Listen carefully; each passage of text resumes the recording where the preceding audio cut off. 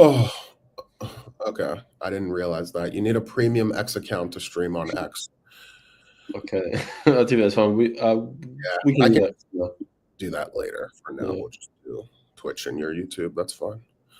The most important thing is just getting. Or do you want to do your Twitter?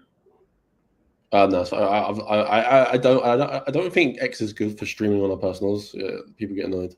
Okay, sorry. And we're live. Okay, hey,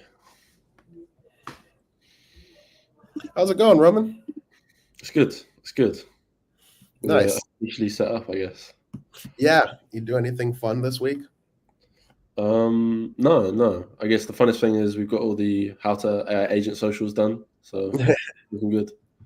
Exactly. All right. So today we wanted to have a more technical episode where we actually look at some code. Roman is going to be showing off some customer service stuff with Quadrant and Camel, and I'm going to be showing off AI Society that builds a stock trading bot. So, Roman, did you want to start or should I start? I can start. I've got my stuff running. Cool. So this diagram might need a little bit of updating because we've actually added Mistral. But to just explain it very briefly, so we're going to be building a Discord bot with Camel, Firecrawl, Quadrant, and Quen. And I'm not sure if I'm pronouncing it right, but I think that's how you say it. I think it is as well. Yeah. But yeah, so basically, the user will send a link to some docs. So in our example, we actually use some Quadrant docs. Firecrawl is then going to scrape it. Then it's going to go to a customer service agent. For this one, we've used Quen's 2.5 turbo model. Then we're going to go on to Quadrant similarity search before the requests come in. So maybe you can explain a little bit about how that works. Yeah. I can definitely jump in when we get to that part. Okay, yeah, well, so basically it goes to Quadrant's similarity search, and then the Discord bot is gonna be taking in and listening to requests from the users. Very cool. I think realistically, to be technical, maybe the similarity search kind of goes before the Discord bot. Like it's kind of hard to have the diagram in like a linear fashion. Yeah. Like a lot of back and forth. Yeah, there's a lot of communication between the pipes. Basically, you go through the setup. Then you're going to put in your Firecrawl API key, your Quen API key. This is a little bit more difficult. I will be honest. It was actually quite hard to get the API key, so you just need to navigate. Sorry, this is the Mistral one. But for the Quen API key, you've got to go through the documentation. I'd say just try and read through it, search for the API key. It's very similar to like AWS. Gotcha. And then, so knowledge crawling and storage. So basically, this is where Firecrawl is going to take the URL of documentation. So I'll just show you this link. So it's just like an overview of what Quadrant is. Okay. After that, we're going to set up our basic agent. So we actually went with two versions here. So if you want to use Mistral, you can use Mistral. If you want to use Quen, you can use Quen. So you just say, okay, if it's Quen, you do model equals Quen model. If you want to do Mistral, you just change it to Mistral. And as before, they're going with their turbo. Then we're going to initialize the agent, and then we're going to load the knowledge. So based on the following knowledge. So this is going to be what's been crawled from Firecrawl. After this, we have a basic chatbot setup. So this is just so you can test it. Actually, it might not work because the bot's live down at the Discord bot, but basically it's just showing you can talk to it. Yep. And then after here, you're going to get your basic Discord bot integration. So you have to go to actually, I don't know if I should show you, but basically you just go to the Discord developer portal, create a Discord bot. So mine was Camel. Or maybe I shouldn't have shown that. But then you get your Discord bot key, and then you put it through here. Invite the Discord bot to a server, and then from here you can initialize it, and I can go to Soco Beta. So this was actually an old startup Discord, so I just added it to this. But hey Camelbot AI, what is Quadrant?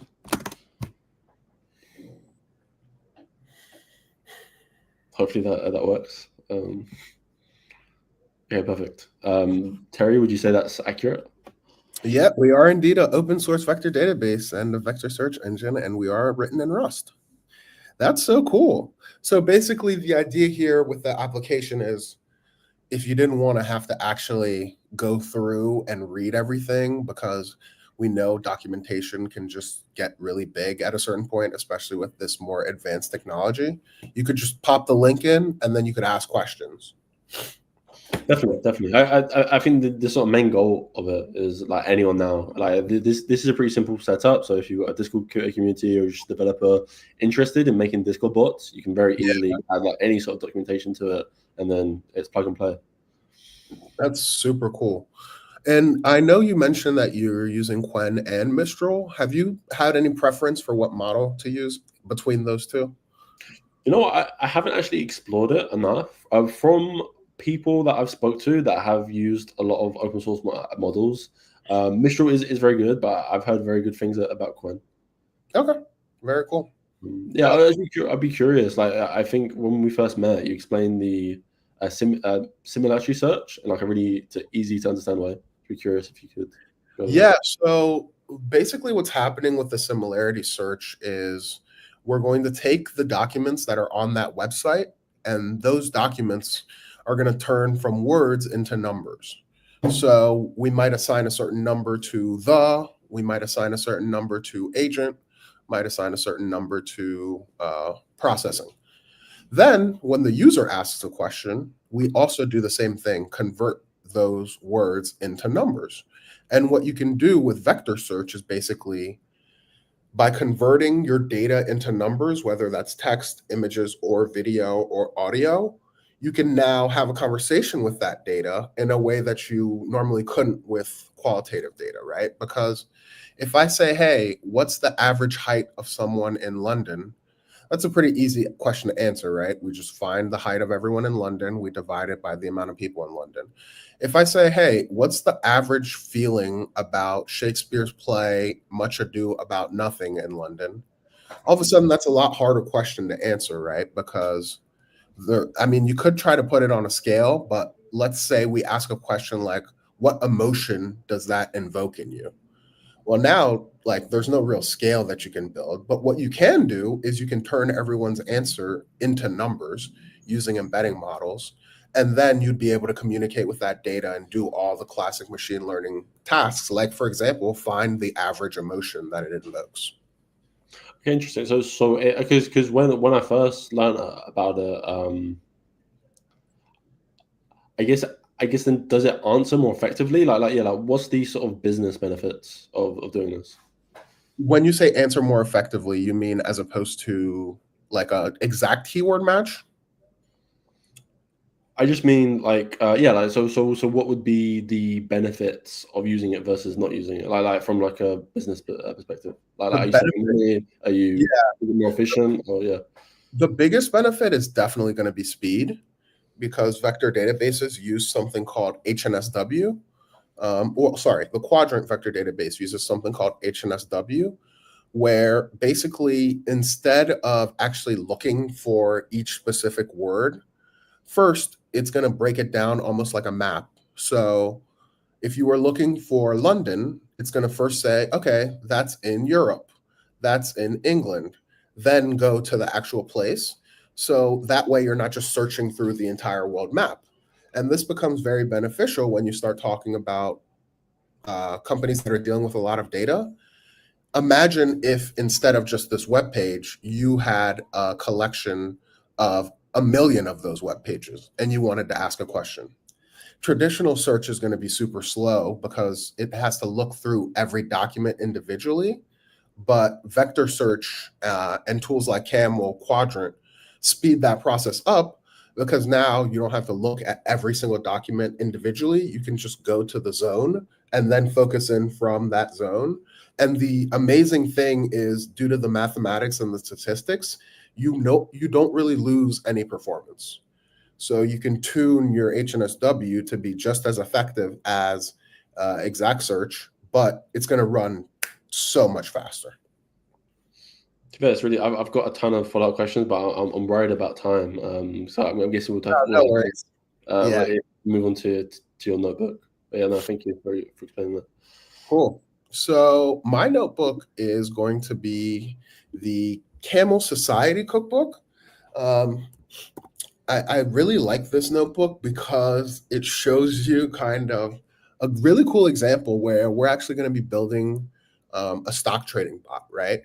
So with Camel, which feel free to jump in if I'm incorrect here, Roman, but Camel basically allows you to create a society of agents. And you might be thinking to yourself, well, why would I want a society of agents? And the benefit of a society of agents is that you can have them role play as different experts, if you will, right?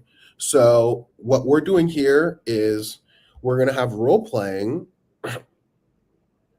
excuse me, where there's two people, and you can see here basically kind of like the different options that you have for your role playing attributes.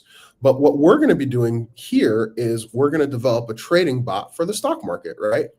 So we've got we've got an assistant who's a Python programmer, and then we've got our user that's a stock trader.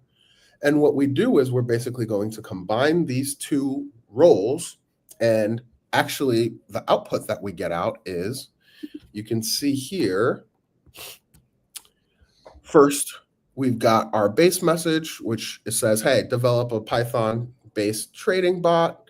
And then you can actually see the response, which is pretty cool, right? Because we have our initial prompt, and then the prompt is kind of expanded here that tells the agents exactly what to do. So you see here that, for example, in the initial prompt, we just said develop a Python-based trading bot that uses machine learning and historical data. But then if we go back, if we keep moving, what we'll see is that the user is now saying, hey, to do this, first we need to set up a Python environment. We need libraries such as Pandas, NumPy, Scikit-learn, and TensorFlow. And then your assistant is actually like, okay, let's install Python. Let's create that virtual environment. Let's create this. So you can really see step by step how the agents are interacting with each other, right? Next, it's going to gather the historical data. And then if we just follow this all the way down, what you will see is that we actually have Python code to do what we asked for, right? So at the end, we see the stop trading feature, and then you actually get out Python code that you can run on your machine. So I think this notebook is really cool because it shows you some of the power that these agents have in terms of, if you're trying to build something, you can literally come to Camel and be like, hey, I want to build this thing, and it's going to give you code at the end. And you might be thinking to yourself, well, why would I want to use this when I could just use ChatGPT? And the answer is, you're going to get a much better answer. No pun intended there. But because of the agentic framework and the back and forth between the agent and the user, your answer is going to be much more reliable, much more robust, and it's going to be much more accurate. So I just wanted to show this notebook. It's the Camel Society Cookbook. You can come in here and you can actually, instead of it being a trading bot, you could tell it, hey, I want to make a game using Pygame that's like chess and checkers combined. You can really customize this. You can customize the roles and the users as well. So this is a really cool notebook to get started with agents, I think. And I'm sure you can speak to this, but companies are already using this kind of stuff in production to improve their workflow, correct? Yeah, well, I think this kind of use case gets really interesting when you have tools like Cursor. So it's like not only now you can go back and forth and you can brainstorm it, but you can actually have one agent that has like a tool equipped to actually implementing the other code back and forth, build. Yeah. And we definitely want to talk about the growth and GTM angle here. So in your opinion, how could something like this be used for growth? I think each agentic structure kind of has its benefits. So I think workforce is good when you need that constant iteration. Maybe it's good if you're brainstorming content ideas and you're sort of going back and forth discussion. Maybe you got like a human in the loop where, okay, wait, stop, that one's good. Yeah. I think other ones are maybe better for like more concrete workflows. So, for example, like Workforce, if you need to do the same thing every single time, I wouldn't go with role playing. You know, I think role playing maybe might be a little bit more creative. Yeah, very cool. And then the other notebook that you showed, where you're basically throwing in the website and asking the questions, you could definitely imagine that being just an excellent onboarding tool, right? Because if you have new people joining your company, we all know that onboarding is one of the hardest things to get right. But what you can do to improve your onboarding is basically have people use this tool instead of having, throwing them a Notion document and saying, hey, read everything in here. You can just give them this tool and say, anytime you have a question, ask here. And if you don't understand the answer, then you can escalate. So you can kind of have technology in the middle there. No, definitely. Very cool. Well, is there anything else you want to talk about? Any cool stories? I have one if you have time. I do. Okay, Mhm. okay, perfect. Yeah, because I did want to show this one, but I didn't want to keep you. Yeah, no, do Let your me, thing. at stage. Cool. Can you see this? Yep. Okay, I was gonna show Runway, but I just saw Genie 2, which looks crazy. It's basically a large scale foundation world model. Um, Oh my gosh, we're getting there, huh? yeah, I saw this on X as well, but it actually looked like you got like oh yeah, here look, you got a full playable game. So it's very similar to the Minecraft simulation, but it seems to be more like Doom maybe. Like I wouldn't be surprised if they use Doom. But yeah, like it looks like it's heading into like AI gaming, and I guess if they can do this with AI gaming, then with VR as well, you can head into like full simulations.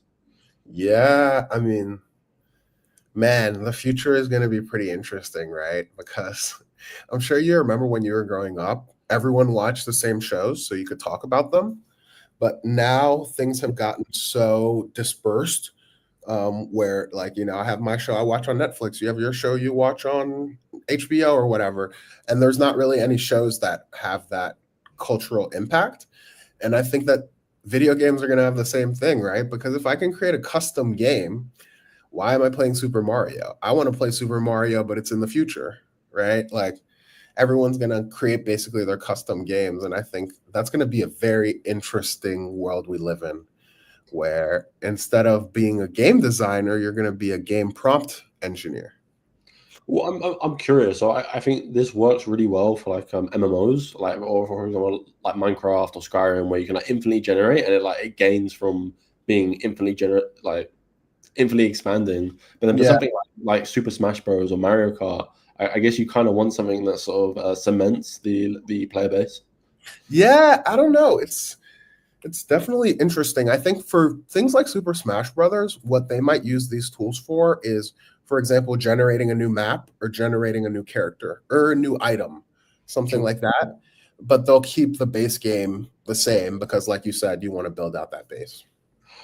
Oh, I'm curious. So, like for I guess like League, I think League's a really good example. Like if people could generate items and moves and stuff, I guess it wouldn't be balanced very well. Like, yeah, I don't know. Like maybe some games can't be No, benefited.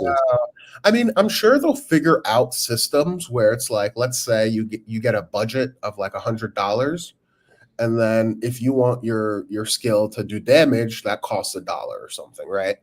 Like, there's definitely a way to try to balance it, but even League currently, where there's people who are literally paid to balance the game, I'm sure if you look up the win rates, you're going to see that there's some champions that are overpowered, right? So that's just the nature of games in general, too. Yeah, yeah. I just it's crazy. Like even like I don't know. Have you actually played the Minecraft simulation? Like it's actually surprisingly good. Like you think it'd be worse. I haven't, but I will have to check it out. Yeah, that seems crazy.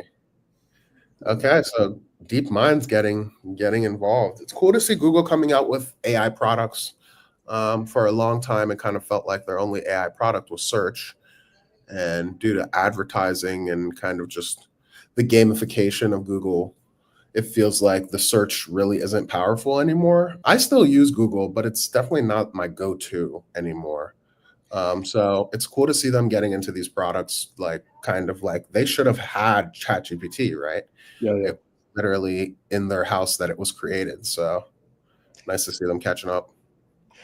I feel like with Google, I don't feel like Google search gives me like good results. I always go to Reddit. Like it'll be how to do this Reddit, how to do that Reddit, or I just search it on X. Yep, it's like prompt engineering with Google, where you're like, what do I need to put in here to get the answers that I want?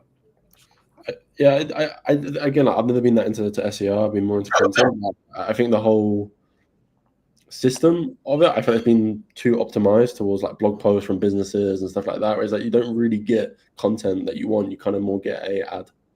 Yeah, no, I hear you. It's a crazy world we live in. Okay, cool. Did you have anything, or I guess we can go? Yeah. That was it for me. All right, perfect. Well, thanks, and I guess we'll be on again soon. Yeah, we'll see you guys soon. See you.